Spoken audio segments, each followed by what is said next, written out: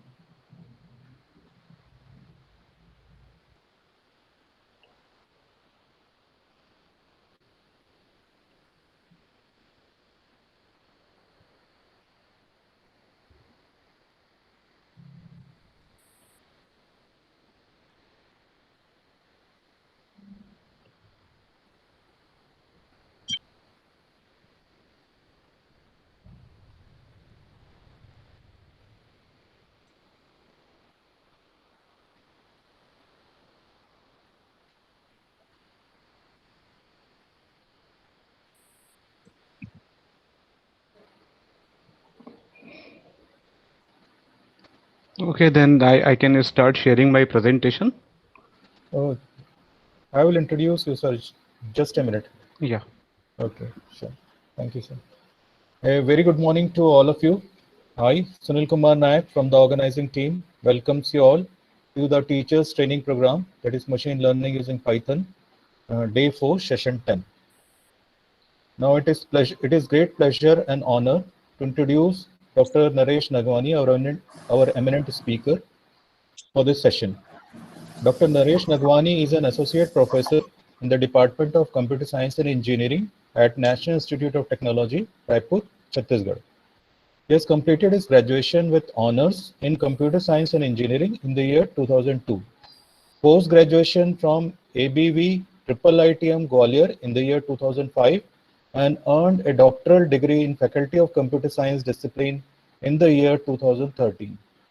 Dr. Nagwani's research area of interest fall in data mining, text mining, DBMS, software engineering, object-oriented methodologies, etc.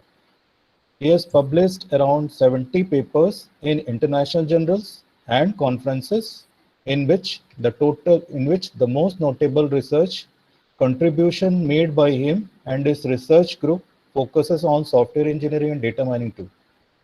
Dr. Naresh Nagwani holds societal memberships in IEEE and ACM.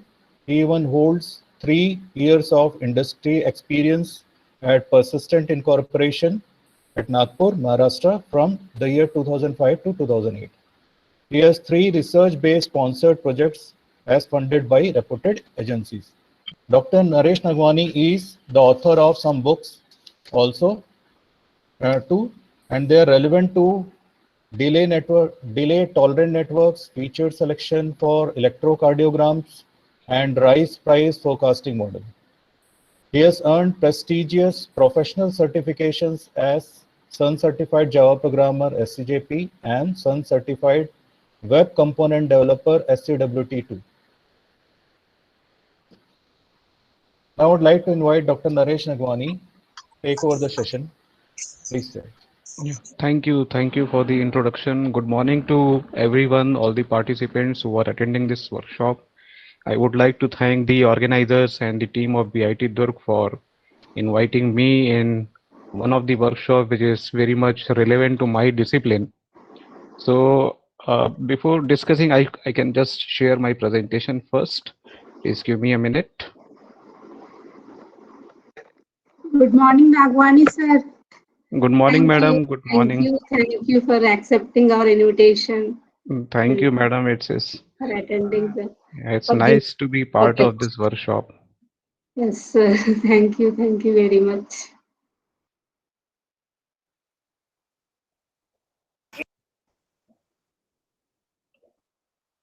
So I hope my screen is visible.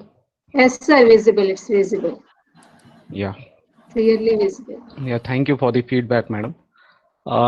So before I can talk about this topic, I would like to share my experience in this field actually. So, as mentioned by the sir while introducing me, that I completed my MTech from Triple ITM Gwalior. So, my MTech thesis work was in the field of data mining only. And probably in the year 2003, I can say, first time ever I have learned the subject data mining. So, as a student, I was also like, okay, there is one subject which has to do something with the data analysis, and there are various techniques like supervised learning, unsupervised learning, machine learning, blah blah blah, and all that. So to me, it was like, okay, there is another subject, and there are a lot of computation operations, and we can derive some of the conclusions out of it. So up to that, it was okay, but I was very fortunate to have a very a serious guide in my area, Professor G.K. Sharma sir at that time. So he has given me one of the very, I can say during my student life, that was the complex problem to create the FP tree and reduce the number of scans. So I got the opportunity to go inside the data mining level, more in the depth of a level. And I was very fortunate that when I got the opportunity to work in the industry at that time, I joined Persistent Systems Limited, and my first project was in the area of data mining. So I was the part of software development for SPSS software. So they used to implement most of the operations like classification, clustering, and regression techniques, and so on. So whatever I have learned theoretically during my MTech, now I was able to see practically from my eyes that how it is going to be implemented and how it is going to be applied at various areas. So in year 2004, I was working as the software development team for SPSS, and at the same time, my company got another project sponsored by Reliance with the help of Google Map API to find out the appropriate location of the mobile towers in the city, actually for the Maharashtra state. And at the same time, they have also extended the project for finding out the suitable locations for GeoMart. Reliance Fresh, sorry, it is Reliance Fresh. For that, they were finding out the suitable locations where they can deploy the stores for the people. So that was the first real world applications of clustering and optimization problems that I have seen practically from my eyes. And it was something has to do with the location information, population density, whether the location is approachable or not. So I have seen that machine learning individually is nothing but with the help of so many constraint and optimization problems, the real world applications can be developed. So for making the tower location suitable, they were finding out that how many people are crossing that location at a time, what area it is going to be covered, whether the location is available or not, and so on. So there were so many constraints actually, and on the basis of that, the cluster output given by the machine learning algorithm, it was suggesting some of the locations, and then you need to put constraint on it, and then you have to find out whether it is actually suitable or not. And then, with the help of probability theory and all that, you have to rank the locations in the nearby areas 1, 2, 3, 4, out of which company management can make a decision. So first time ever, I just learned that how machine learning, data mining, this kind of things can be very well utilized in decision making for the organizations and making, profit for them. I'm talking about the example of year 2004. So that is, I think now it is 17 years old application. And in today's world, we can see there are so many such platforms, so many applications, which we can see from our eyes. So if I can talk about the another example, which as the student or for the online buying, we are using the example of Flipkart or Amazon, most of the time it is offering us the combo offers. And, all the items are now categorized. I can recall the first version of Amazon and eBay long back. The pages were not systematically categorized. Nowadays, what happens is, if you will say you are finding a laptop in the Flipkart, so the moment you will be typing in the search box as laptop, automatically it will add the word like laptop in laptops. So in laptops is the category of the item actually. That indicates that it is the classification example, machine learning, which is actually implemented by the Flipkart. And ultimately benefit of that is to organize the bigger size web pages, to organize the content for the e-commerce, to make the ease for the customers and to make more profits out of it. If we can talk about the association rule mining, then the combo offering and so many other things can be made out of which we can see from our eyes in the mobile app itself. So in today's scenario, I can say most of the time we are interacting with the machine learning and application of the machine learnings, right? And in today's topic, I'm going to focus on the unsupervised learning, which is in general, which is most of the part in unsupervised learning is called as the clustering. So I'll be talking more on this for today's scenario. So let us talk about this now. So machine learning techniques can be categorized into the various types. So broadly, the two categories are supervised learning and unsupervised learning, which we know. Apart from that, we have a couple of other types, which generally we are not dealing with. But if you are doing research and if you are going in depth, then possibly you have to go for the semi-supervised machine learning, or you have to go for the reinforced machine learning models, or you have to go for the constrained machine learning models and all that. So in today's scenario, I can say it is a very big ocean of technologies. Machine learning individually, earlier it was the set of few technologies, but in today's scenario, after the lot of research, after the lot of evolvement of the technology, now it is a big ocean. And it's very difficult to summarize all the things in a short time, but for today's session, I'll be focusing on unsupervised learning clustering, and I'll try to bring few real world examples related to this so that it will be a bit interesting and what new we can do in this area. I'll be talking about this in detail actually. So if you can consider the word unsupervised learning, right? So in supervised learning, we have the master, we have the training data set out of which we can make the training, we can, make ready the algorithm for making a decision. We have the trainer, we have the training data set.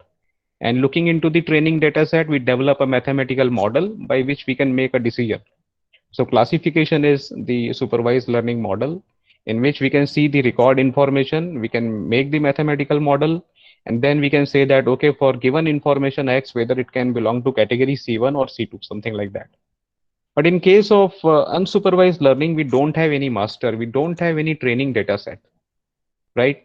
So we have only input data set, we have only given input actually, and out of which we have to make a judgment that in which particular group it will be belonging, right? So for that purpose, clustering is one of the very fantastic tool where we do not have any kind of training data set or any master or any that kind of tool which will give hint to the algorithm that how it can going to make a decision. Rather than that, we have to focus only on the mathematical formulas and the way by which we can make a decision, right? So before going for this, let me define the clustering actually. So clustering is the process of creating clusters. Very simple definition, right? Clustering is the process of creating the clusters. Now, what is a cluster actually? A cluster is the group of similar objects, right? Now, very important keyword in the definition of a cluster is the word similar actually. Similar objects. Object can be anything. It can be records. It can be anything, right? In data set, it can be tuples. It can be attributes, whatever. So when we are saying similar, then we have to derive a mechanism by which we can say that it is similar or not, whether it is similar or dissimilar, that we have to derive. Then only we can create the group of similar objects. So if I know the similarity, then I can say I can measure the object similarity and I can say that both of the object will be belonging to the same cluster or not, right? So, let me bring some of the examples here for defining, for understanding in detail about it. Suppose I will give you few balls, right? Plastic balls, small size, and which are having the same shape but different color. So few are black, few are red, few are blue, and all that. Now suppose I have to create the group of similar balls, right? So in a bucket, I have to keep the similar kind of plastic balls, a small size. So how we can do that? Professor Naresh ji, your slide is not moving. Yeah, sir, I'm about to move actually. I'm just Yeah, just stopping the first introduction. slide you are watching. Yes, yeah. Okay. I'll be moving actually. Okay. Yeah. So if we are going to put the balls in the similar bucket actually, right? And we have plastic balls of the different colors, then out of the object we have to find out the properties, right? So out of the object I can say that the color is the property of my balls. So looking into the similarity of the colors, right?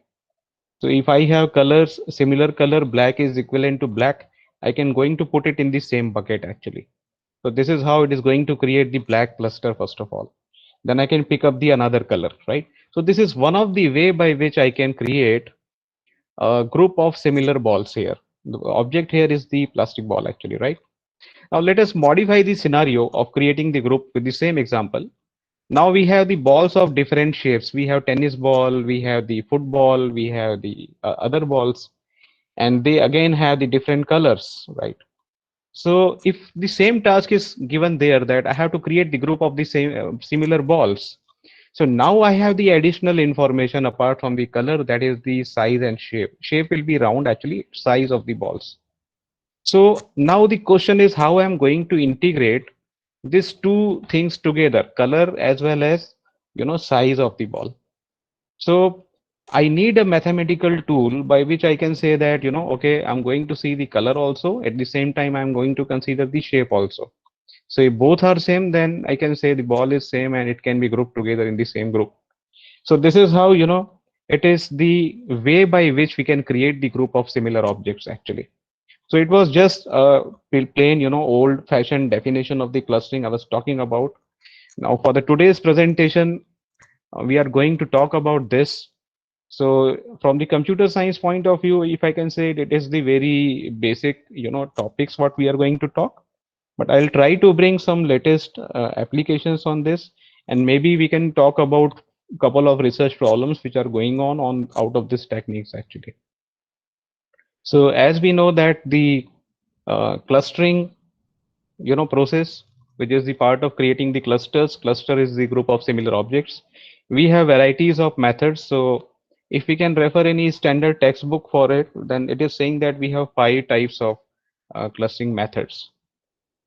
So 4 I have mentioned here at the first. It is partitioning based method, hierarchical clustering method, density based method, grid based method, and last one, which is in it is very generic in nature, and I can say that which is not belonging in any of the above 4, that belongs to the last one, that is the model based clustering method.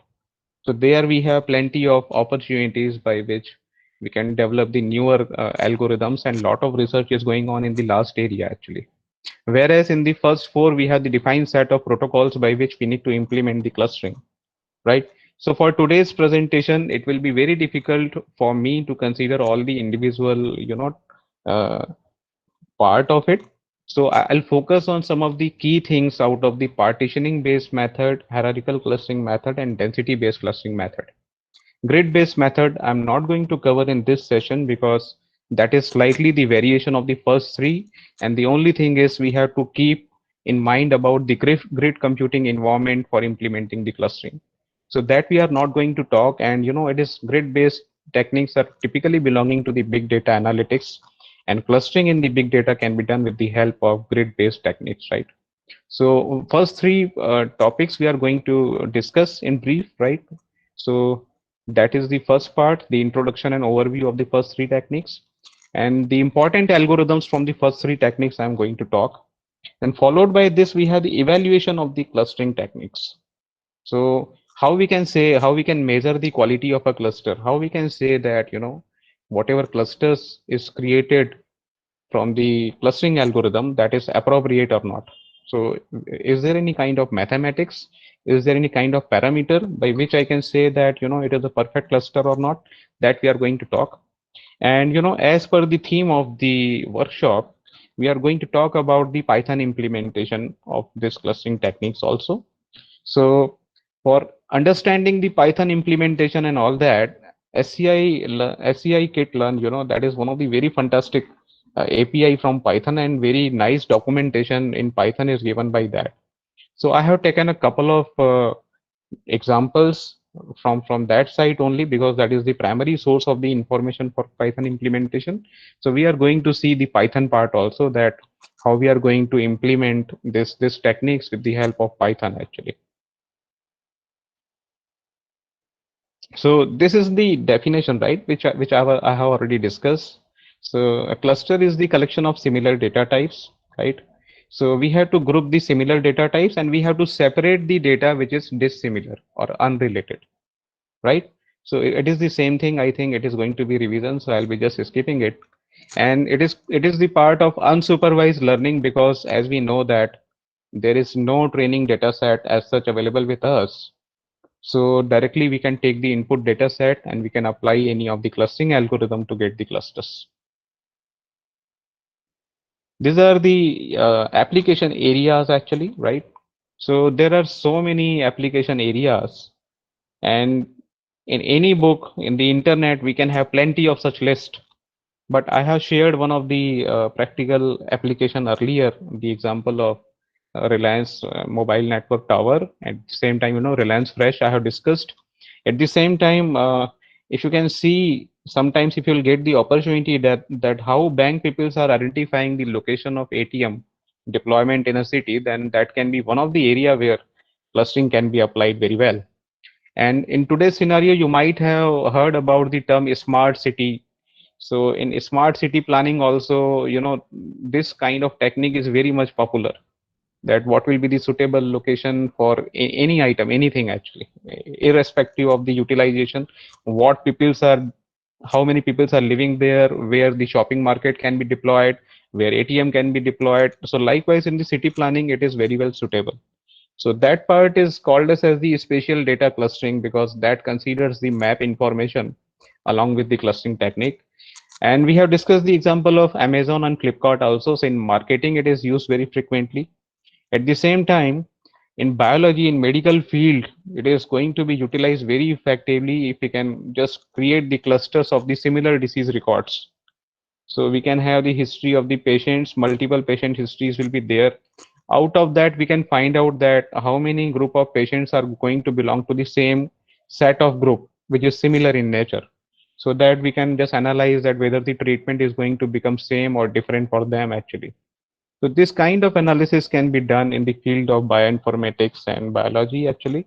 So likewise, there are so many things where clustering can be applied. One of my student has created a paper on weather forecasting using incremental clustering algorithms. So if I'll get time at the end, probably we can talk about that also, right? And as I told you that these applications are not limited to engineering as such. It is applicable to everywhere, and most of the time the management persons are using it while dealing with the enterprise applications actually. So every time, whenever they are targeting that kind of thing, that where the customer can be focused more, where we can attract more number of customers, making strategies inside that, they are utilizing this machine learning and clustering kind of algorithms. So, if you know the data mining in advance beforehand, if you are aware of this topic, then these are the other application areas actually, right? So the four important one I have mentioned here, because I think that it is the need of the hour and most of the people are working on this. So those are the basic examples, application areas. Apart from that, if you are a data scientist, if you are a computer engineer and you are working with the clustering, then these are the additional very technical application areas. So the four application areas which I have discussed here is summarization of the data. So nowadays the size of data is very, very high. So one of the application of clustering is to summarize the big size data. Now how we can summarize it? So we can capture all the input data, we can apply the clustering, and we can create the clusters. Now out of the clusters, we can again, apply some of the additional logic by which we can get the equivalent summarized information. So if you know sampling techniques, then cluster sampling is one of the very fantastic techniques in real world applications. So normally what we do is we do random sampling. We just select samples randomly, right? And we are happy that my data size is reduced, my algorithm is working on samples, and I'm done. But practically what happens is, suppose the random is not picking up one of the category from the data because it is random in nature, and that information might be missed in the analysis. So if we will do cluster analysis, we can create the cluster of similar objects. And after that, we can create, generate samples from each individual cluster. Then coverage of the data will be consolidated. It will be the full coverage of the data for data analysis. And we can have better result out of it. So summarization is one of that technique actually. And the alternate application of summarization, which is slightly equivalent to this, is the data compression actually. So nowadays, you can see the application of Gmail or some of the intelligent mailing systems. So if you can club the multiple size files, if you can upload it into the Gmail, or the very fantastic other simple example is, suppose you have been given one image, your own image that you have captured from very high definition camera, and now you are going to upload that image into the Facebook. So size of your image is 10 MB and you are going to upload it into the Facebook. It is going to take a lot of time while uploading. But the moment it will be uploaded and you will be going to be, downloaded it for the next time, you will be surprised that the size of the same image is in few KBs now instead of 10 MB. So where was the magic? While uploading it was 10 MB, while downloading it is only few KBs. So what happens is that uses the data compression technique, machine learning technique, where you are uploading the image at the same time it is compressing the image with the help of clustering and all that. So it's simply modifying that image so that the look will become the same. It will compromise with the quality and it will optimize the space requirement on the Facebook side. So this is how compression is the another area. Third popular, application in research for clustering is finding K nearest neighbor. So KNN algorithm, as we know as the computer engineer, is one of the very fantastic and generic algorithm by which we can find out that how many nearest neighbor, similar neighbor exist for one of the record in the data set, right? So clustering is one of the technique by which we can find out the nearest neighbors. How? Clustering is what? It is the process of creating similar group of similar objects. So if it is similar, then similarity will indicate whether the neighbor is going to be nearest or not. So with the help of that formulas and that things, we are going to do it.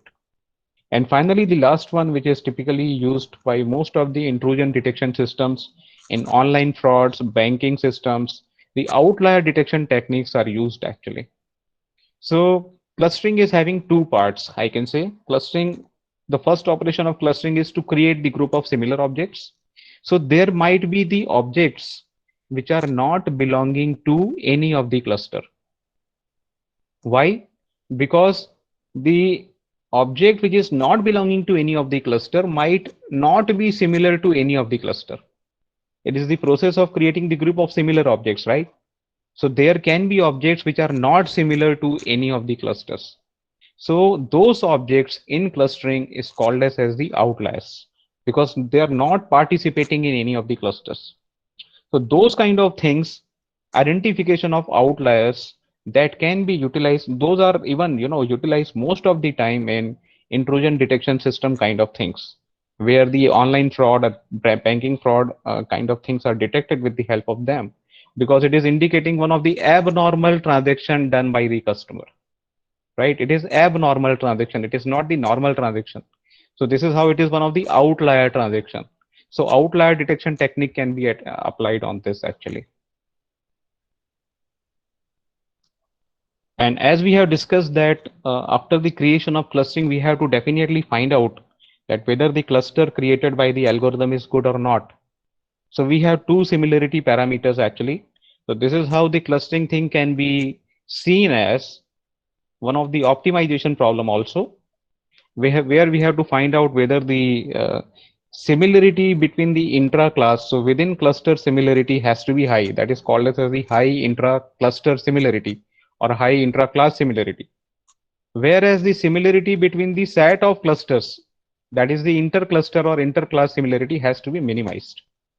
So it is one kind of optimization problem where we have to maximize the intra-class similarity and we have to minimize the inter-class similarity, right? So that automatically taken care by the algorithm, whatever you are selecting. Now this is one of my fantastic topics. So uh, it is just a small session, so I'm not going to say directly that what are the clustering algorithms, what are their steps. Rather than that, I'll be focusing on the key terms. Algorithms are going to come in the next slides, but I'm going to put more weightage on the thirst research area, where research can also be done in this area. So out of this, this is one of the research area where a lot of work is going on. And in the recent time, last 3-4 years, you can see that there are many number of research papers derived out of it in the area of clustering. So it is the quality of clustering, right? So first of all, how we are going to measure the similarity between the pair of objects. So similarity techniques are the area which depends on the type of input data set. It is not possible that one similarity type, right, that is sufficient for all the input data types. We can have different similarity techniques for the different data types that will be more suitable for them. So we can always derive our own similarity mechanism by which we are going to create the clusters. Now, for measuring the similarity, again, there are two major ways, two broader ways I can say. One is directly I can have one similarity function between the pair of objects A and B, where we can just take the data from A, data from B. I can apply the similarity formula and I can get the similarity value in the range of 0 to 1, which is the normalized similarity. So if the similarity is 1, I can say that the objects are exactly the same because the similarity is 100%. If similarity is 0, I can say that the objects are dissimilar. And then I can have the intermediate values between 0 to 1, like the similarity is 0.7. So it is mostly nearby similar kind of thing. That is one traditional way of measuring the similarity. The other alternate way of measuring the similarity is the distance function actually, right? Now, distance functions is something like how one object is distant to the other object B, how one object A is distant to other object B. Now, distance measurement techniques are opposite to similarity measurement technique. In clustering, we are focusing on similarity. Objects are similar. So if the distance is less, if the distance function is minimized, similarity is maximized. If I'm going to get the less distance between the pair of objects, it means the objects are more similar to each other. On the other side, vice versa, if the distance between the pair of objects A and B is higher, then the similarity will be lower actually. So this is the inverse function. Distance functions are the inverse functions to the similarity functions. So sometimes in clustering world, we do not have a proper mechanism to develop the similarity formula directly, to derive the similarity function directly. So what we can do is, instead of designing or developing any similarity function, we derive the distance function. And then with the counterpart, with the given definition, if the distance is less, objects are more similar, we can use the same concept for the clustering also. So if you are starting from any book, any theoretical book of data mining or machine learning, then you will find out that they are always starting with the distance functions only. Why? Because those are the more standard way by which similarity can be measured, right? And it is simple mathematical formula of inverse. So similarity is equal to 1 minus distance. This kind of formula can be derived out of it, right? So again, if you can see the second line of this slide, that is very important. That again, that depends on the type of variables we have. We can have the vector data, we can have the Boolean, numbers, text, and so on. So naturally, we have to go for one of the standard representation of data, and then we have to decide that what is the most suitable similarity or distance function which I can utilize for my clustering. Now this distance function or similarity function will be generic in nature. So irrespective of the clustering technique, you can use the any of the technique everywhere wherever, irrespective of the clustering algorithm. So whether it is hierarchical clustering algorithm, you can use the same distance function. Whether it is partitioning based, you can use the same distance function. It is grid based, you can use the same one. So this is how the distance functions and similarity functions are generic in nature, by which we can measure the similarity between the pair of objects. So in this slide, I have kept the example of one of the very standard, popular, and basic distance functions, because these are the backbone technologies of the clustering, right? So you might have seen this functions earlier also in the other subjects also. So Euclidean distance, Manhattan distance, and Minkowski distance. These are the couple of distance we are using in general for the given exercise problem in the clustering and all that. So if we don't know anything about the clustering, right, we are just starting with the clustering. I don't know about the distance functions. I'm just starting the Python programming without knowing about the distance functions or similarity functions.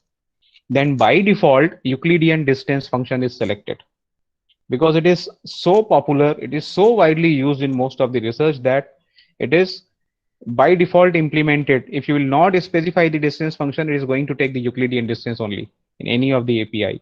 You can select the R programming language, Python, or whatever. The default distance function will be Euclidean most of the time. On the left hand side, there are a couple of numerical formulas I have written, and that is minimized particularly because I'm not going to talk about those formulas, equations, and all that. Although one numerical example is also given there, and I think that will not be clearly visible. But I'll be sharing this slide at the end of this session to the Department of Computer Science, and probably you can get it from that place. And again, it is given in any of the general book, and it is available in the internet also. So the only purpose is, if you are going to do clustering, if you are going to create the similar group of similar objects, then I should have the way of measurement of similarity. So similarity measurement, either I can have the similarity function directly, or I can have the distance function by which I can utilize it in the clustering problem. So the purpose of this slide is to just give you the overview of that topics. And I'll just share you one more thing out of this, that I have a couple of research papers in this area also, in developing the Ohm's distance function and similarity functions. And still one of my scholar is working in this area. So it is one of the area which depends on the nature of the data type. And if you derive some of the efficient techniques, that will be better actually. These are the properties of distance functions. So I can just summarize in brief. We are not going to talk about the proof of these techniques again. So it is symmetric. So symmetric is the first property of any distance function.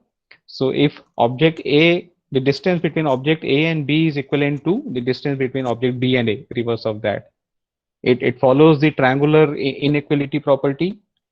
So in computer science, we are using the word as transitivity property actually.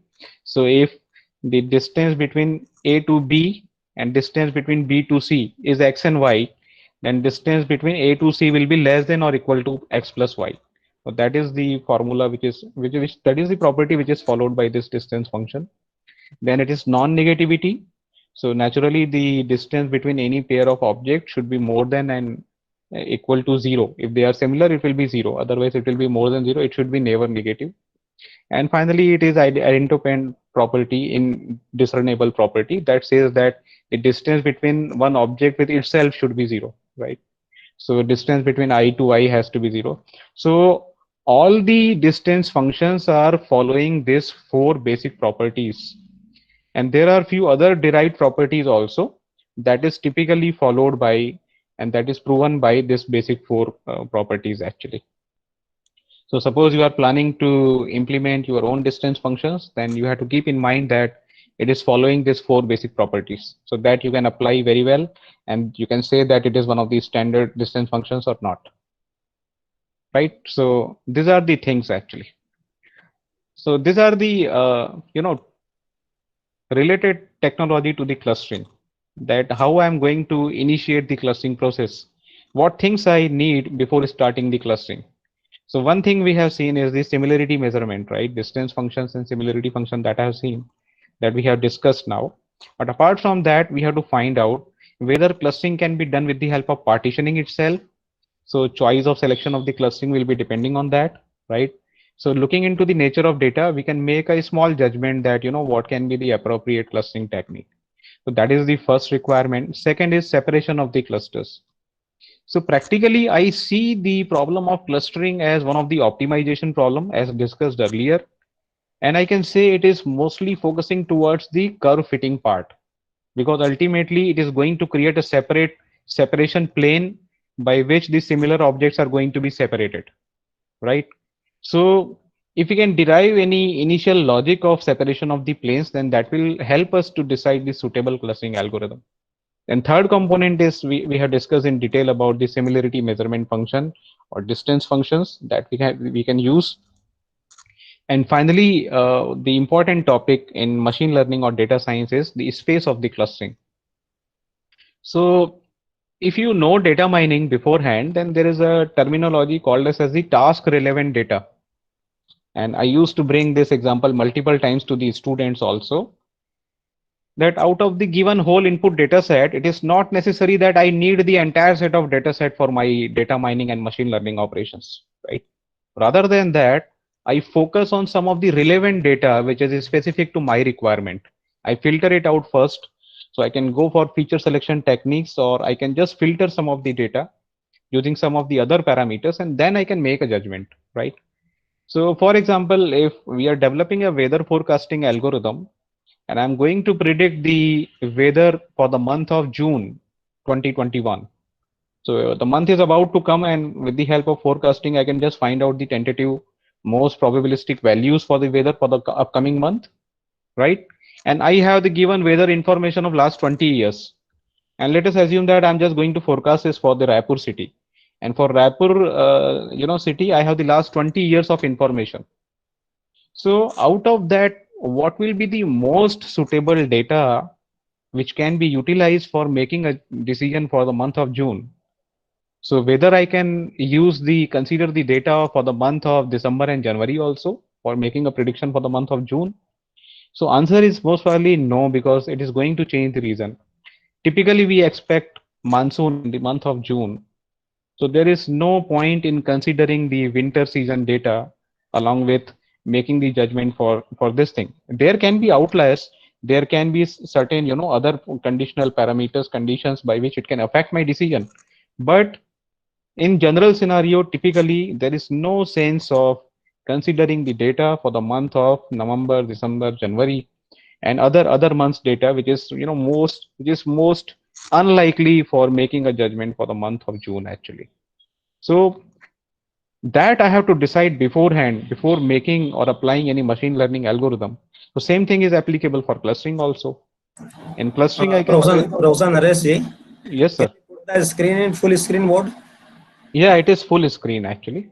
Actually, it is not visible. Some of the participants made a question that If you can, if participants are attending from mobile phone, they can just double tap on the mobile screen, then it will be maximized. okay. From computer screen, I think it is very much clearly visible. For From mobile computer screen, phones, it is clear. Computer screen yeah, is not clear. for mobile phones in Google Meet, if it is not visible, then there is a feature you can double tap on the screen, then it will maximize the screen actually. Okay. Please continue. Yeah. And these are the other areas which is slightly related to the clustering and where a lot of things can be done. So scalability is one of the very challenging area where research can be taken off. I hope that most of the participants are from computer science background. I have created this slide from that point of view, so that if the students are doing MTech and PhD in this area, then probably they will get more input on this. So these are the slides which are related to that. If participants are from the other discipline, then I may skip some of the slides here actually. Participants are from mechanical, civil engineering. It is interdisciplinary actually. Okay. So that information was not available with me. Maximum participant from computer science, but Yeah. so few participants from other discipline. Okay. So I'm sorry to the other discipline. I was not aware of this information earlier actually. Otherwise, I might have brought some different slides here. So this particular slide I'll just cover in brief because it is slightly a bit advanced thing in the clustering. I just thought that it is for the computer science graduates, so they might be interested to know more about the future research stuff in this area. So okay. Anyways, I'll try to Yes, bring. sir, we are interested in that. Okay, madam. Then let me try to mingle up the things so that I can cover for maximum participants. So these are a couple of requirements and challenges in the direction of clustering. So the big data analytics, which we know is one of the recent area in the last 3-4 years, and most of the computer scientists and data scientists are talking about that. And it is slightly, we are saying, the advanced version of machine learning, and machine learning is now outdated as per the evolvement of the big data analytics, right? So scalability is one of the challenging area in clustering actually. So scalability is something like today I can accommodate 1,000 number of records, tomorrow I can have 10,000, then I can have 1 million number of records. So if you can consider the evolvement of Facebook users, so 10 years back, the number of Facebook users were very, very less. And now in the last 10 years, those are exponential grown up. So how we can apply clustering, which clustering algorithm will be suitable, and at what amount of time I should run the clustering again and again, because if I'm going to run the clustering algorithm over the million of records, it's going to take few days to compute the clusters. So that is one of the challenging area. So in this area, we have upcoming research areas, particularly in the field of incremental clustering and modified distributed k-means clustering algorithm, partitioning based clustering algorithms like that. Then we can have the ability to deal with the different type of attributes. Now data management part is also changing from industry to industry. Earlier, if we can talk about, there was old fashioned Oracle database, by which we can just create the bigger size database. In GBs, the data is going to be stored. But if I can keep the same data set here in case of Facebook application, then my application will hang. So I need the proper and efficient data management technique by which it can accommodate the requirement of most of the users. Now, million number of users exist for the Facebook. All are storing, 100 number of images. So you can just consider the data requirement, management of data stuffs, and then machine learning is beyond the thinking at that time when we are talking about data. So storage is one of the very big challenge. And once the storage is done proper, then we have to find out that how we are going to mingle up the information and how we can develop one of the clustering algorithm out of that. The next area which is very popular in these days is constraint based clustering, where along with the clustering problem, so clustering is generally I have taken the data, applied clustering, generated clusters. Apart from that, while developing and generating the clusters, I can put additional constraints. So if we are going to analyze the COVID situations, right? So we know that the comorbidity can affect more. So what are the conditions of the comorbidities? So that we can put as one of the constraints while developing the similar set of clusters for COVID patients. So my judgment will be different as per my different constraints and clustering algorithms. That is one of the other area where most of the work is going on. Usability, of course, if I'm going to apply any algorithm, then ultimately it has to be usable somewhere. It is not like for the namesake I have created clusters and it is none of use. There is no point. For learning it is okay. Otherwise, for using it in the practical applications, I must know about the usability. So most of the persons are even working in this area where latest application development using clustering is going on actually in every area, not only in the computer science. In every area, I can just share you one of the fantastic thing here that I have worked closely with one of my colleague at NIT Raipur, who is the associate professor in civil engineering, Shirish Dev sir. So we have developed concrete compressive strength of the concrete with the help of clustering techniques actually, right? So that is one of the application area where we have utilized clustering for civil engineering actually, and that paper is available, that is in the Hindawi publication. So if you can just find out the with my name and compressive strength of concrete, something like that, you will just find out that thing. So that is the applied part on the civil engineering actually. And apart from that, there are mathematically more challenges by which we can cover more dimension of the data. We can cover, more arbitrary shape of the cluster. So if we can picturize the cluster, typically we say that group of similar object hoga to kuch circle hoga, polygon hoga, something like that. But it is data driven, so I don't know the shape of it, but ultimately separation plane has to be there which can separate all the individual clusters. Jitna separation zyada hoga, jitna perfect hoga, my clustering technique will be that much effective actually. So that requires the working with the mathematical model and function in the optimization so that more appropriate cluster shape can be made. Right, so now I'm just moving back to the basics of clustering algorithm. I think this was the major content, important content of the today's presentation. So these are the techniques which we have discussed in the first slide, that we have the partitioning based approach, we have the hierarchical approach, we have the density based approach, and we have the grid based approach. And last one is, which is in generic, if it is not belonging to this four, it will be on the fifth one, a model based approach.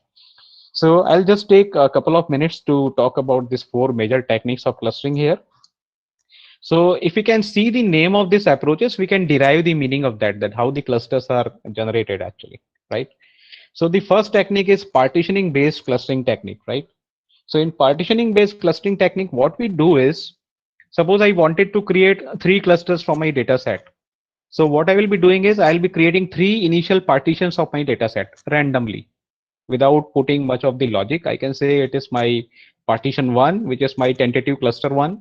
It is my partition 2, tentative cluster 2, and it is my last partition, third cluster. So the thing is, I should know the number of clusters in advance, that how many clusters I'm going to create out of this data set, right? So those many initial partitions I can create. Then I can apply certain mathematics, some computation I can apply, and I will try that my each of the individual initial partition can be converted to a cluster actually. So this is how these techniques are called as the partitioning based clustering techniques. And one of the very commonly used, most popular, 99% of the time this algorithm is used, that is the k-means clustering algorithms. So if you are not from computer science, you are from the other discipline also, if you will start the clustering, 99% of the content you will get in the direction of k-means clustering algorithm only, because it is the first algorithm of clustering actually. So in the name itself of this algorithm, you can say that you must know the value of k in advance. So k is indicating the number of partitions. In other words, it is the number of clusters. Those many clusters will be created with the help of algorithm, and means is indicating the center of the cluster. So suppose I have been given few numbers, integer numbers, right? So these integer numbers are 1, 2, 3, 4, 5. And other integer numbers are 91, 92, 93, 94, 95. And I have to create 2 clusters. I have to create 2 partitions by which I can create the 2 groups. So obviously, without knowing the clustering, without knowing anything, just knowing the mathematics, I can say that my 2 partitions or 2 clusters will be 1, 2, 3, 4, 5 will be in the cluster 1, 91 to 95 will be in the cluster 2, right? How I'm saying that? Because I know that 2 is nearby 1, 3 is nearby 2, just like that, right? And here I can say that the distance between 91 is far from 1, it is nearby to 92. So distance, with the help of difference, I can say I can just find out the similarity between the numbers. So in the very simple way, I can say that my 2 clusters are this one and this one, 1 to 5, 91 to 95.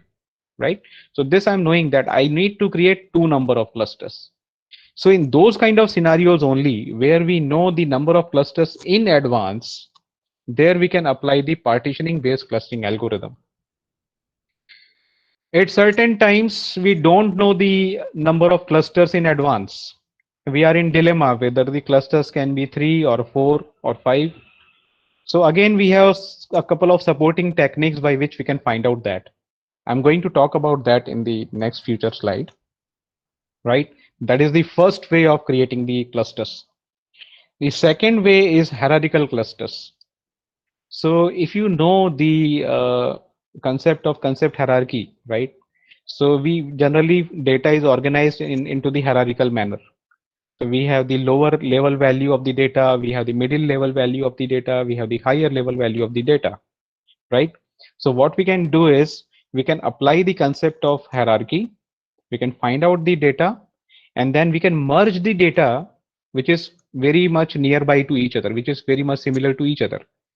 So at level 1 we can merge the data, then we can move to the level 2, there we can merge the data. So this is how the merging automatically is going to create clusters up to certain times. And hierarchical approach is one of the very popular these days, particularly last 2-3 years. Most of the research papers you can see is going to talk about the hierarchical data. So it provides one of the very fantastic graphical tool called as the dendrogram. Dendrogram is the outcome of the hierarchical approach clustering. So if you can apply any hierarchical clustering, the output will be the dendrogram. I will show you the example of dendrogram, and we are going to talk about the Python implementation of this also. So there you can see it is one of the graph by which we can make a judgment on creation of the clusters. So it can create any number of clusters then. It is not necessary that I know the value of clusters in advance. It is not like that. So it is something like better than the first one, the partitioning based approach. The third category is again very mathematical and very scientific way of creation of the clusters. So that is the density based clustering algorithm. So that uses the concept of population density. So if I can just draw the distribution of my data, and I'll try to bring it in one of the format, in Gaussian format, Gaussian distribution or normal distribution, whatever.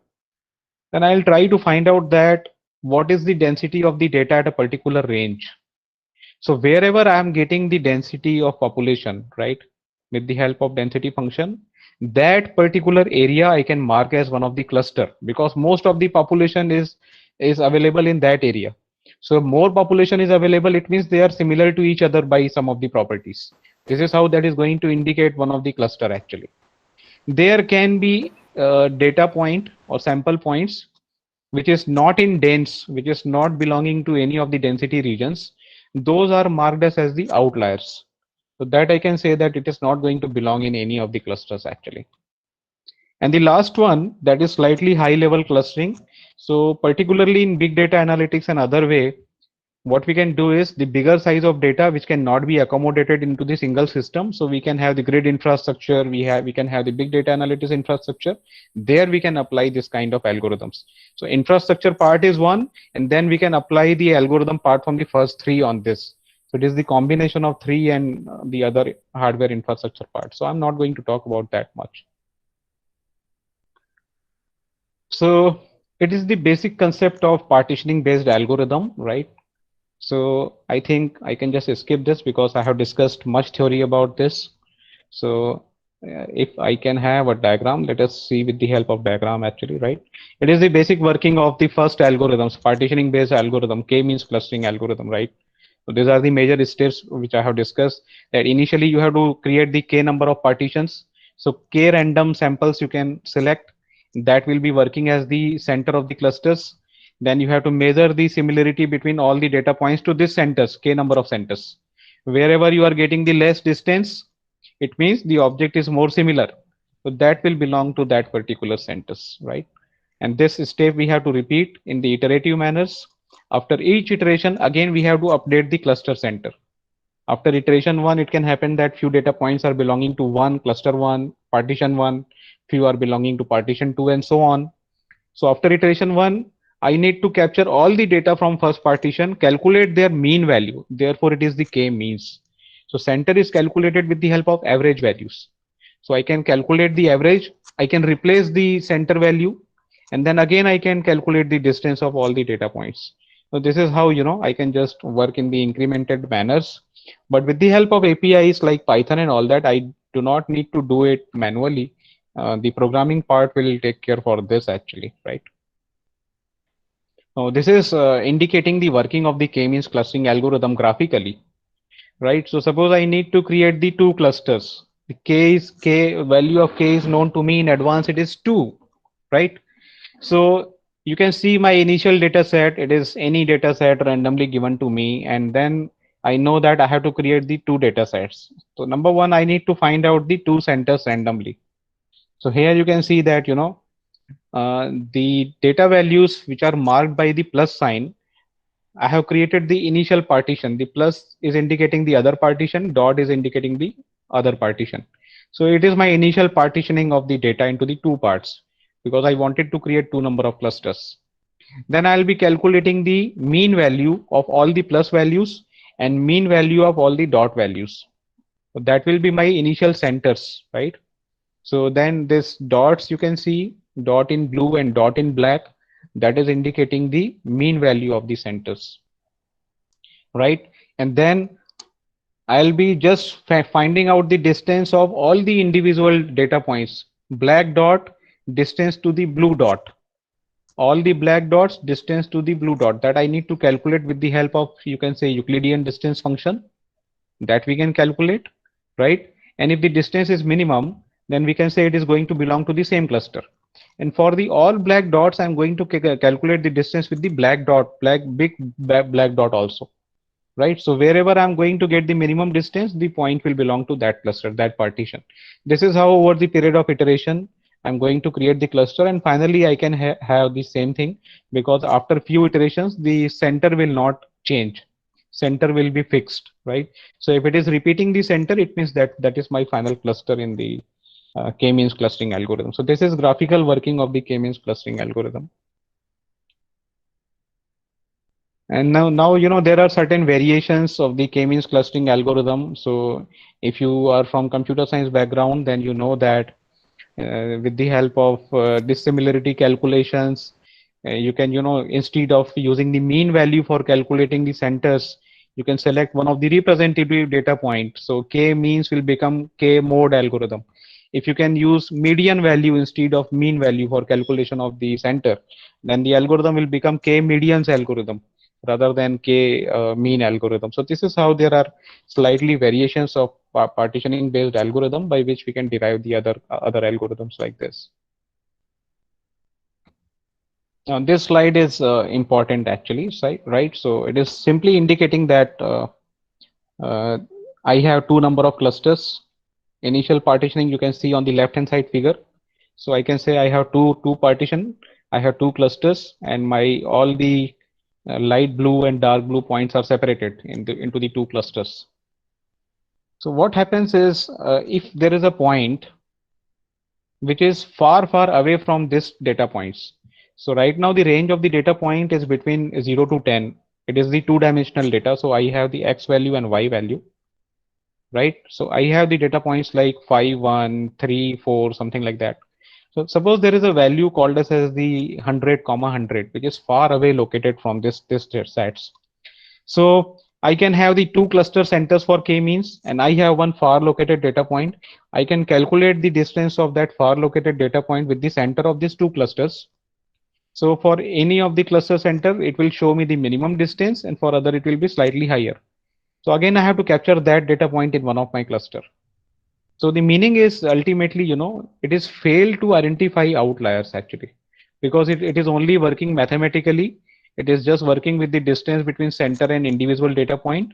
And if it is minimum, then it will say that it is going to participate in this cluster. That is one of the challenging area actually. The other thing is there are certain parameters for finding out the quality of the clusters. So intra-cluster variation, ICV is one of the parameters which we are typically calculating. So it is observed that in case of outliers, the ICV value which has to be minimized, that is giving the maximum value. So instead of calculation of mean, if I can select one of the data point itself as the center, then ICV can be minimized. So this is how the k-medoid and other algorithms are developed. I'm not going to talk more on this because it is slightly, you know, a bit depth part of k-means and all that. This is about the hierarchical clustering algorithm. So this you can see is step 0 in case of agglomerative algorithm, one of the very popular algorithm for hierarchical clustering, AGNES, right? Here you can see that I have the individual data points like A, B, C, D, E. Then I'm going to merge A and B first of all because they are more similar to each other. So how I can say A and B are more similar? I can calculate the similarity or distance between A and B. So working of hierarchical clustering will always is starting from the distance matrix. For all the individual data points like A to E, first of all, I need to create the distance matrix. So where I can store the distance information, distance between A to A to B, A to C, and likewise. Wherever I'm getting the minimum distance, that will indicate my first merging. First merging means A and B will become the single entity now. So that will be represented as the consolidated single data point consisting of two individual data points. Again, I have to proceed with the iteration. A, B, एक ही हो गया, then I have to create the another distance matrix, assuming A and B is the same entity. So I have multiple ways of combining these individual data points that we are going to see in the Python programming part. So some of the basic things we are going to see there, right? So this is how you can see individual data points से हमने start किया था on the left hand side, and we have reached up to all the data points are covered into the one. At last, we can see A, B, C, D, and E is combined together. Right, so this is how it is bottom up approach. Individual data point we have selected, we have merged the data item till we are getting the consolidated merging of all the data point as the one data point. Now where is the clustering here? So I can keep one of the threshold at any point. Let us assume that I'm just drawing a cutoff line at step 1, you can say, or step 3 on the top side. Then you can see there is a merging of AB, which is done earlier in the step 1, and there is the other merging CDE. So I can have 2 clusters then. So this is how I can make a judgment. So for this, we have a dedicated graph, which is called as the dendrogram. I'll show you that also if it is here, right? So it is the same thing. I'll show you in the Python programming part, this particular topic. I'm just skipping for the time being. Yes, this is the dendrogram. It is the outcome of any hierarchical clustering algorithm, right? So at bottom, you can see you have individual data points. Then it is showing, merging of some of the data points. And this merging is taking place at the top of this graph. You can see there is only one line that is indicating that all the individual data points are merged together. So this is how it is simply indicating the working of any hierarchical clustering algorithm. Now the question is, where is the cluster? So what I can do is I can just decide one of the cutoff line. Depending on my requirement, I can just make it as one of the plane. And below that, whatever groups I am getting, so that group will be indicating the clusters actually, right?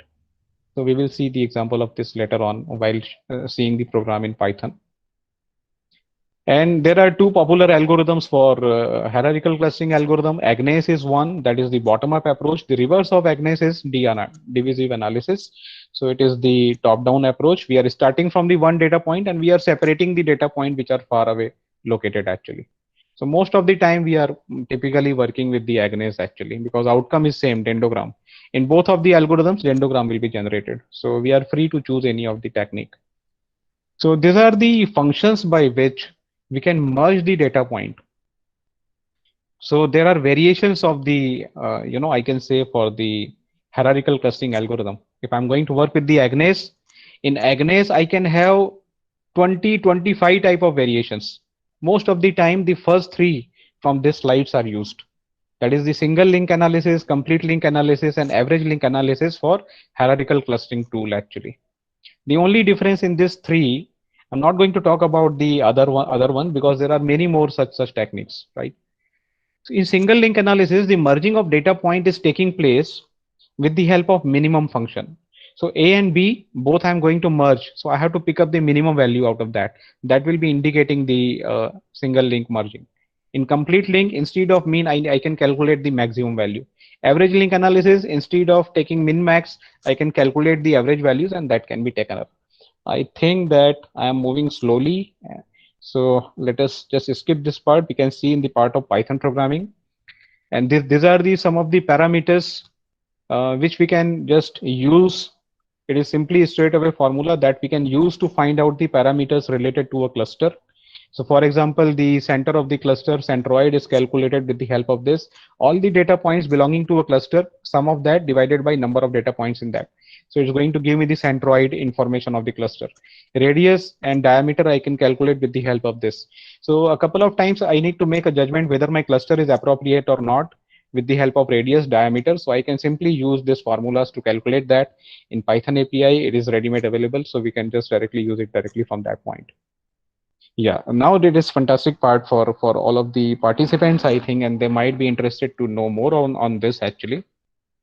So now we are going to talk about the Python implementation of this basic algorithms, right, for the clustering.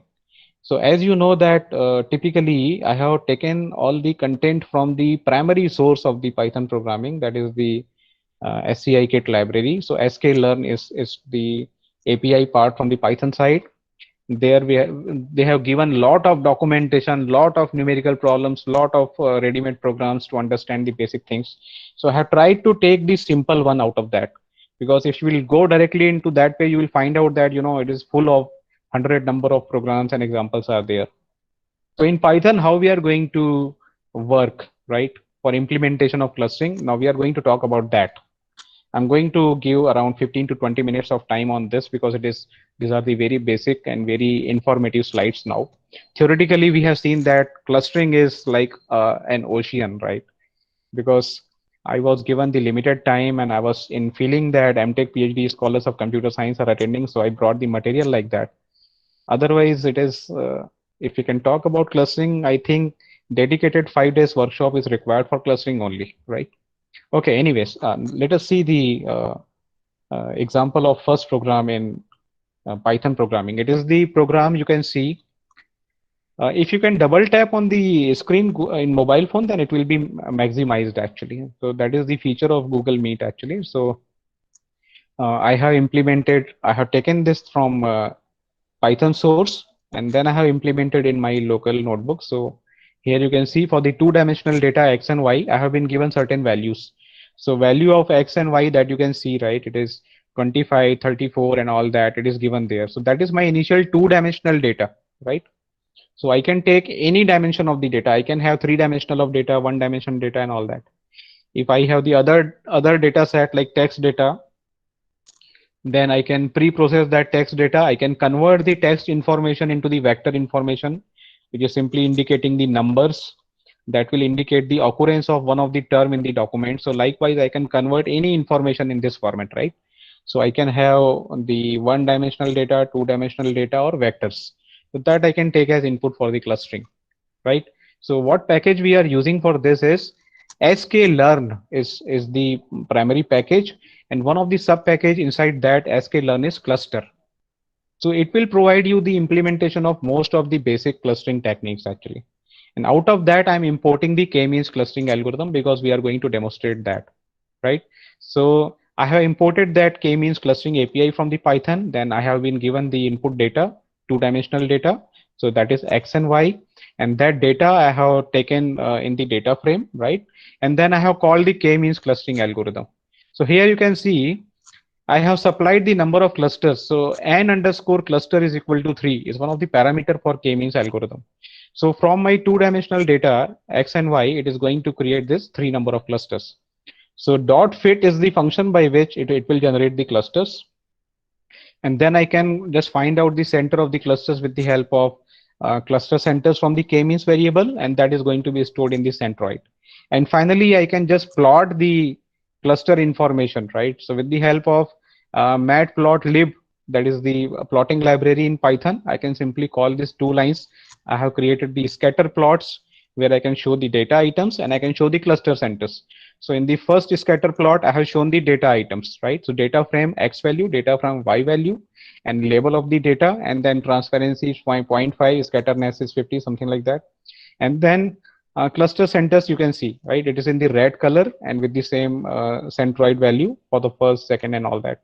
So starting from first element and then second element, and then show plot.show. So if you can see the output of this Python algorithm, then this is the outcome. So these are the center values for my two-dimensional data x and y. I have created 3 clusters. So these are my 3 cluster values. And this is my plotting of the two-dimensional data, and red point is indicating the centroid of the 3 clusters. So very small program in Python. Just watch about it. It is only 19 lines of program where I have specified the input also. It has generated the k-means output like this. I can have the center of the clusters, and I can simply plot all the two-dimensional data, and I can find out the data items and their corresponding centers in the red color actually. So ultimately, if you are going to implement the k-means kind of program in Python, then there are 2 important packages that you need to consider. First is sklearn cluster. Second is for plotting graphics. If you can work on this matplotlib, it is one of the very popular and famous API. And it is again a very big set of API is given there. So you do not worry about each individual function from matplotlib. Rather than that, whatever type of chart you are going to be created. Like for example, here we have seen a scatter. So scatter line area, likewise, you can just consider and you can just create those graphs. Don't worry about so many thousand functions given inside that, because practically you don't need that. So this is the first, program in Python, which is simply demonstrating that how we can create 3 number of clusters, how we can print the values of the cluster centers, and how graphically centers can be represented, right? Now I have other set of Python programs where I am slightly modifying some of the parameters to show you that how it is going to work. This program is same as the previous one. So instead of 3 clusters here I have changed the value of clusters as 4. So number of cluster is equal to 4 here. Remaining things are as it is.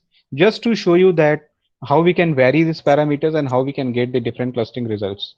So here it is printing the centroids, right? So instead of 3 centers earlier, now it will print the 4 centers.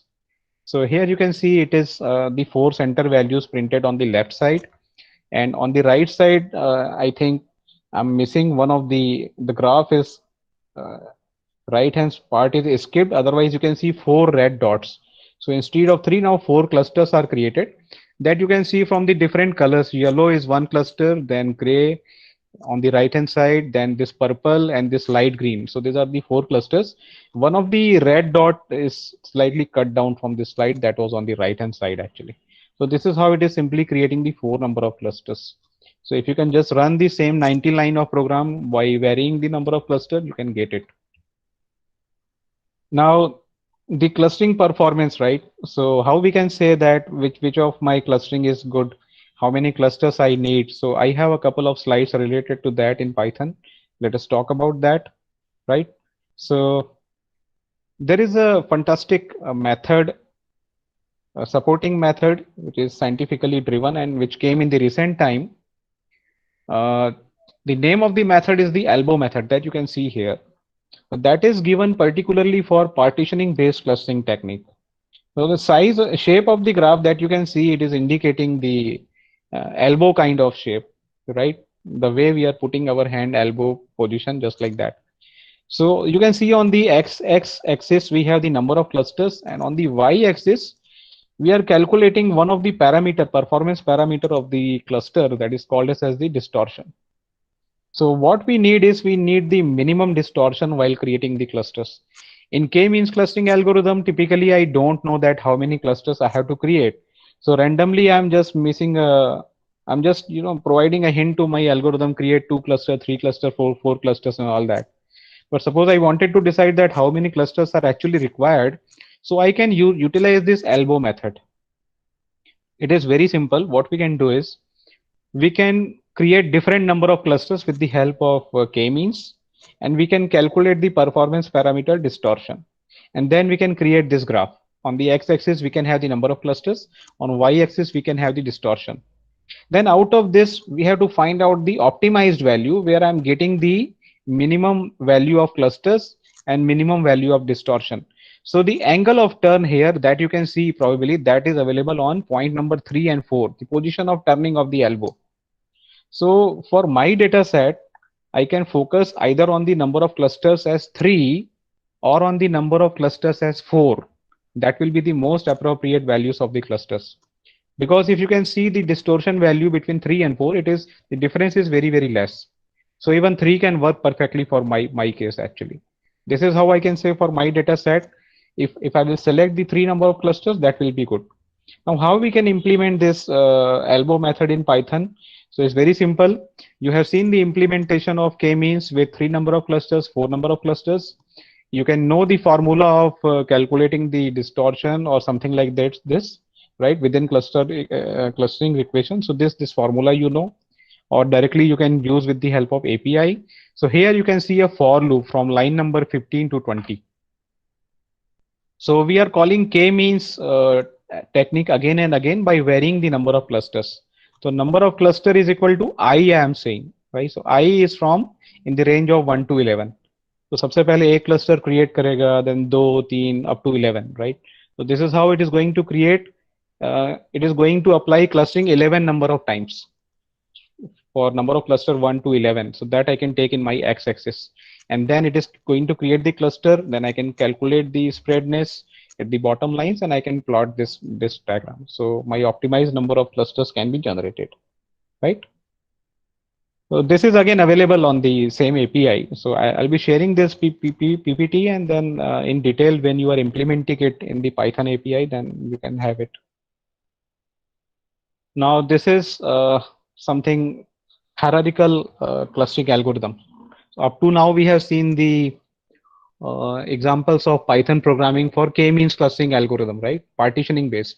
Now the second major category of clustering algorithm is hierarchical clustering algorithm.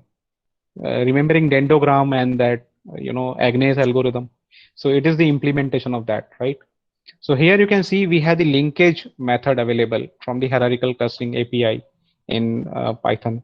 So it is linkage of data x. X is my two-dimensional array that you can see. It is 5, 3, 10, 15. It is my data point. I think that slide is visible, right? Can I get a feedback?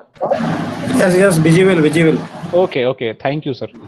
So this is my two-dimensional data point x, 5, 3, 10, 15, 15, 20. Likewise, I have the two-dimensional data point.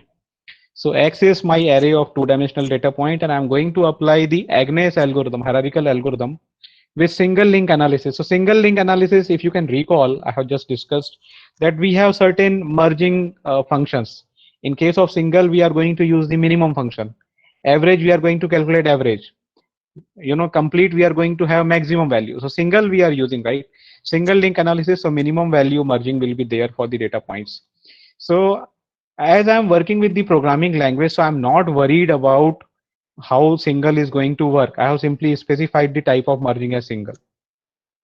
Linkage is the method by which hierarchical clustering can be made. Single is the type of merging, right? And dendrogram is the function where I'm passing this linked variable, which is my linkage of the data item, which are similar to each other.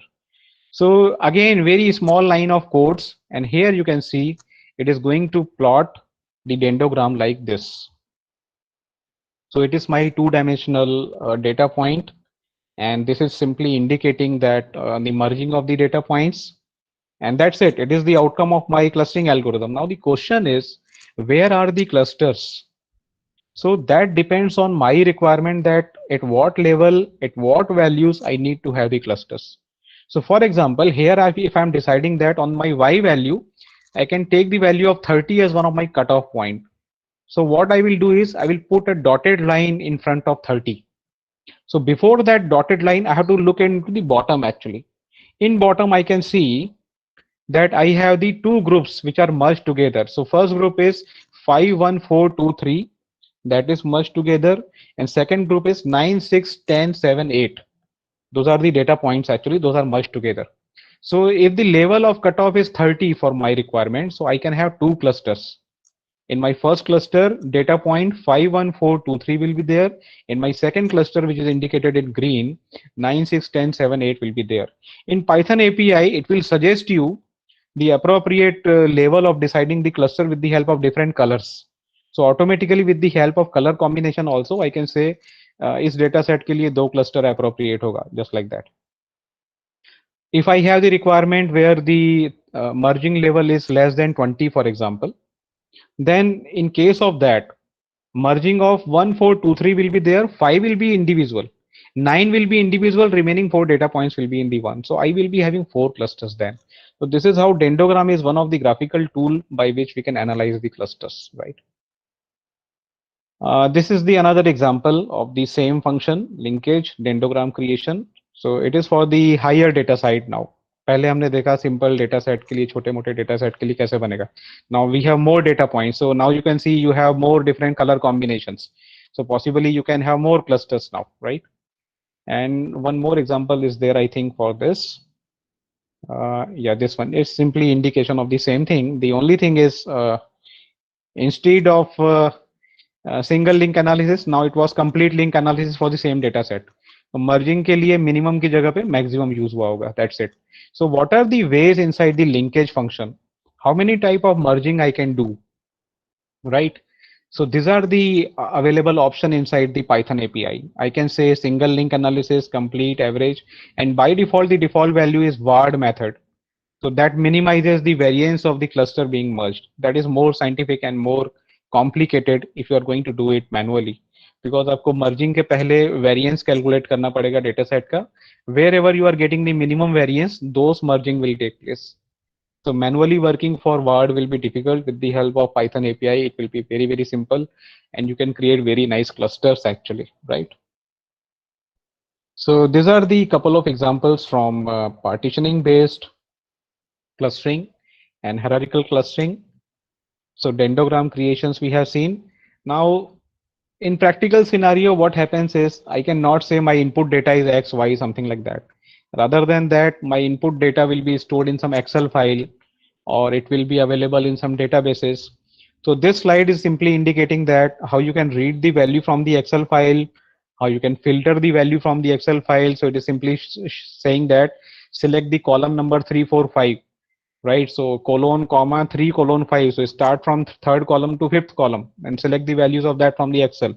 So just go for that, do the pre-processing and create the dendrogram out of that. So SCI python.cluster.hierarchy is the tool for this dendrogram creation that I have included. Read the value from the Excel file, same logic, and we can create the dendrogram like this for the real world data set. So it is simply indicating that the suitable number of clusters for this case will be 3. On the x-axis, values are not very clearly visible because it is more dense. Excel file में बहुत सारे record थे, right, in hundreds, so therefore it is showing like that. You can use the alternate way of indicating that 1, 2, 3, 4, something like that, that you can utilize very well. That liberty is available in the Python. So this is the outcome of one of the customer data set available in one of the Excel file. Excel file का location हमने यहाँ पे दे दिया था, right? C folder 2021 May clustering and data.csv. So directly you can get it. So I have taken it from one of the source, and that source I have mentioned in the reference. I'll be showing it at the time of references. And the last point, last Python side programming for the starting of clustering implementation, the third category of clustering, density-based clustering, that I'll show in brief because working of this is slightly mathematical complicated, and I think that I don't have much time left now. So it is simply we can see the density-based clustering algorithm. One of the algorithm is dbScan that is available inside sklearn.cluster.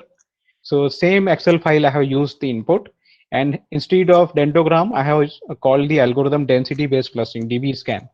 So dbScan clustering algorithm takes 2 input parameters for execution. One is called as the epsilon value, that is the radius of the cluster, and second is called as the minimum points or minimum samples.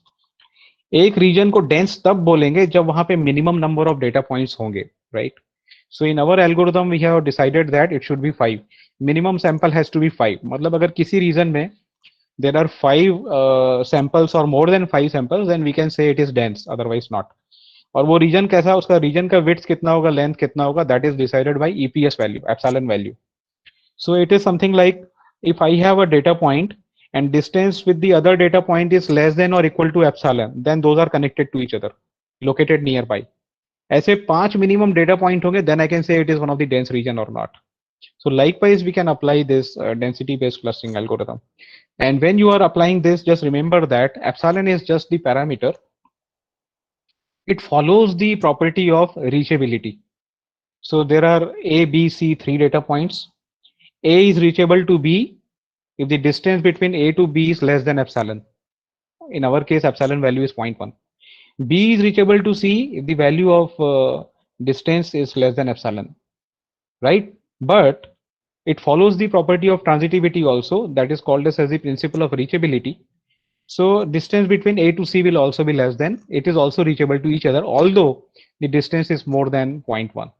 So this kind of properties is followed internally by dbScan algorithm to find out the dense region. Then the second parameter, the number of samples in dense region is important. If it is 5 and more, it is dense, otherwise not. So again, it is parametric. I need to take a call, how many points I need to take to make it as the dense or not. So again, there are other techniques by which I can find out these values, right?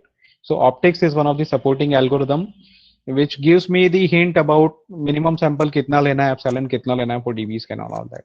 So if I can implement this in Python, then this is the other code related to that for just showing the graphical part.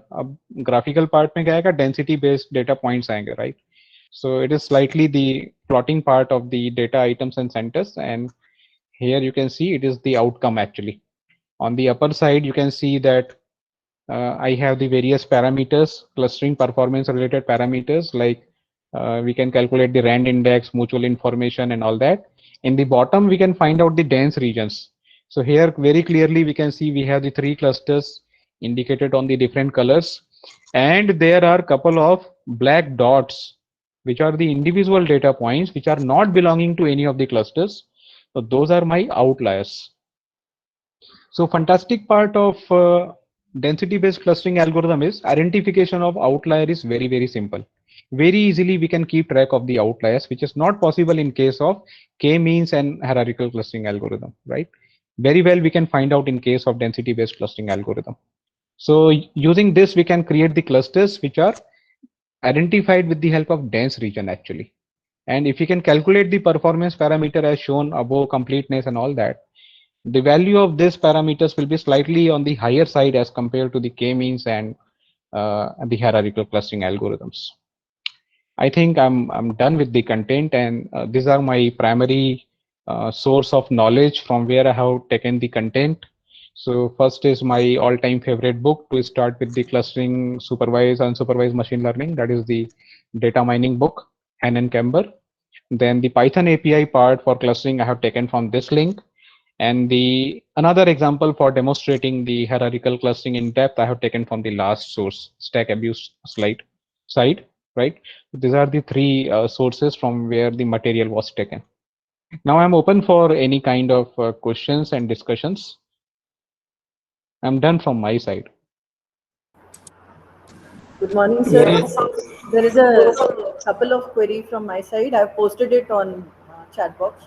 Okay, let me just move out of my full screen mode to the chat box.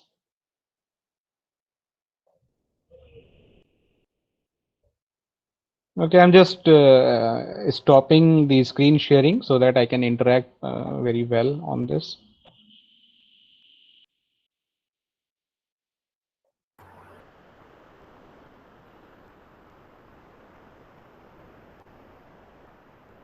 Okay.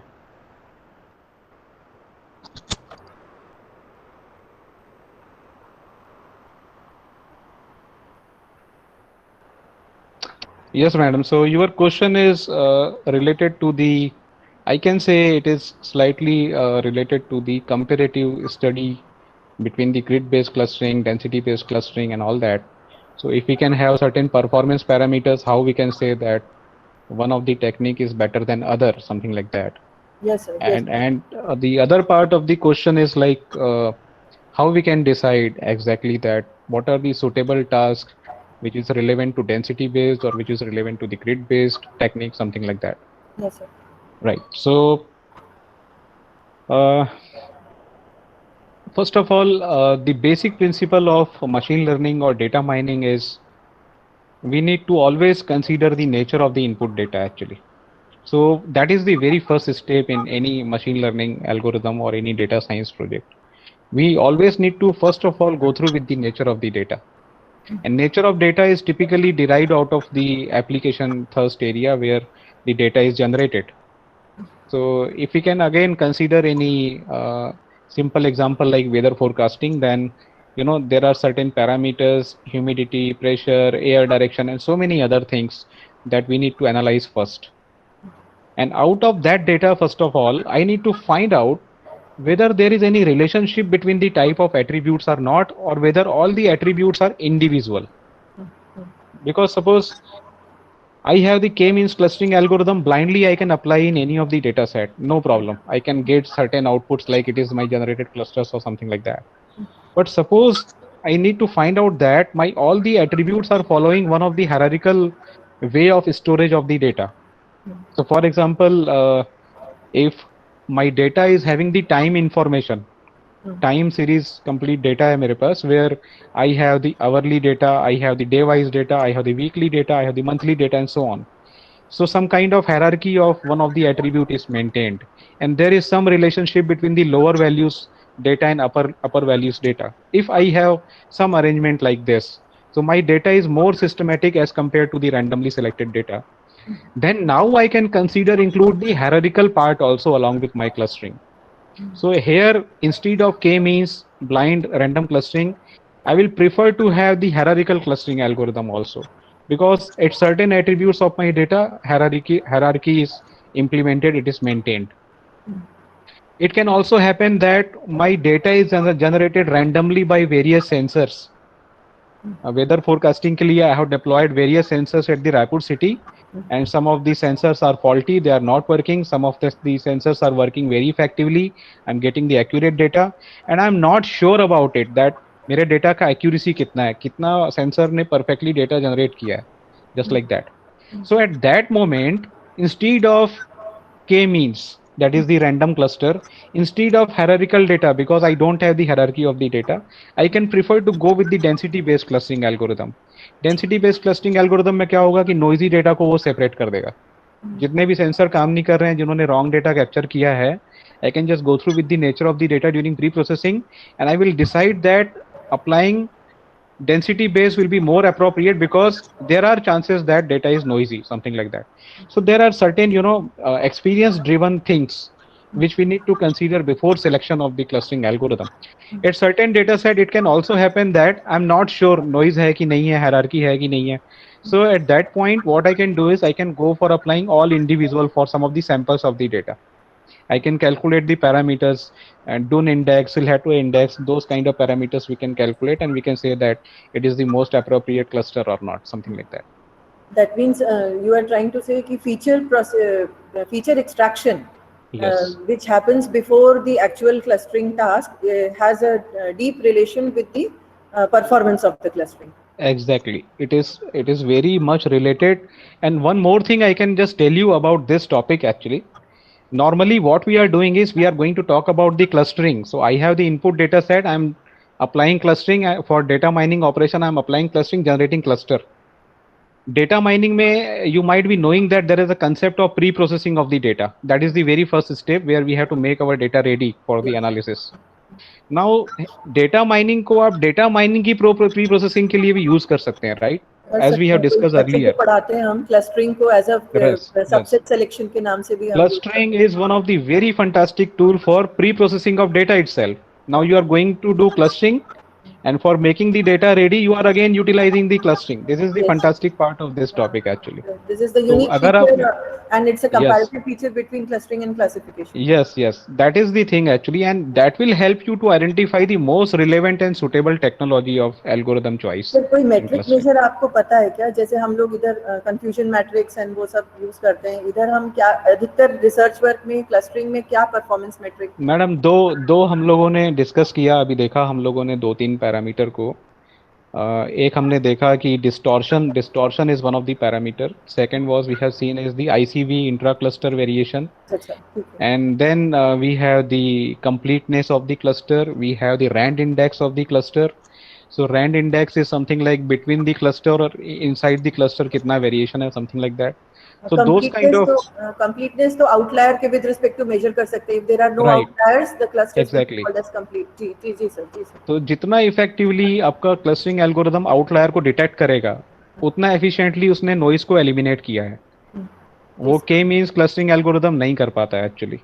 So this is how, what are the most appropriate clustering? These are the suggestive parameters. और इसमें if you can see the trend in last 2-3 years, you can find out there are many such parameters given in the latest research papers to identify which clustering technique is better, comparative studies and new clustering algorithms to accommodate the generic data set or something like that. Thank you, sir. Thank you. Thank you, Professor Naresh. Very nice presentation and it was very informative. So, any more participants? Thank you, sir. Thank you, Nagwani, sir. The lecture was very clear. Thank you, madam. Thank you, and pardon me because I was not aware that other discipline participants are also there. Then I might have different set of slides here. But Dr. Naresh, you have covered all the aspect. I am from civil engineering. The lecture was very simple. Even other branches faculty can also understand. Thank you, madam. Thank you. You have covered all the aspects. So may I ask one question? Sure, sir. Definitely.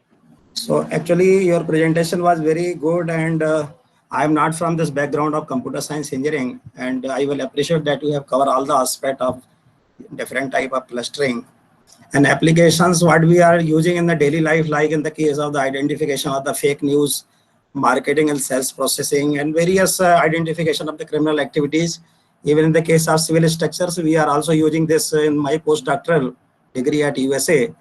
I have also done this clustering application in the getting the soil strata below the ground surface. So it is very important for all discipline. My question is that how we can convert data set in numeric value. Okay, we have to convert data set in numeric values only. Okay, as clustering will work on numeric data only. So what is your opinion on this? Sir, that is something like we are dealing every day with those kind of problems actually. So I can bring you one thing which is very much important in computer science. So data mining and clustering is one of the very generic topic in today's scenario. Most of the time, the students, MTech students, I can say, BTech students final year, they are working with the Twitter sentimental analysis, Facebook data analysis, something like that. So that data is text, that is not the numbers actually. So clustering is done over there also, finding out the similar group of tweets. So in data mining, there is a topic called as the data transformation. Data transformation, I can say it is the another set of subjects which is supportive subject to the data analysis. They have numerous methods. So out of that, there are ways which are suggesting that if the data is non-numeric, then how you can convert that data into the numeric one. So for text data, we can have the word to vector representation technique. We have the term document metrics, and likewise, there are so many other methods. And any data we can have, so we can use the normalization techniques first of all. We can have the scaling methods. We can have the transformation method. We can have the combination of these methods to convert any non-numeric data into the suitable format in a given range of numeric data format to our end for the clustering. That is available. And if we are using the programming, then it is ready-made available. We just need to know about the type of method, what we are going to use. Automatically, it will be taken care with the help of programming. हमारे बीच में doctor SPS Matharu साहब भी present हैं. I'm glad to know that, sir. आप KRIT Raipur से. Sir is my very much near and he is my mentor, I can say. Actually, Naresh जी वो अपने इस जो फैकल्टी डेवलपमेंट प्रोग्राम चल रहा है ICT का, उसके चेयरमैन हैं. Okay, sir. और उसको मॉनिटरिंग करने के लिए मथारू साहब को ही देखना है सब कुछ. Sir, where are you, sir? Good morning. Good morning. Good morning, Naresh. Good morning. Sir, how are you? I'm very good, sir. And after knowing that you are the part of this, I'm very happy now. Actually, I'm very glad.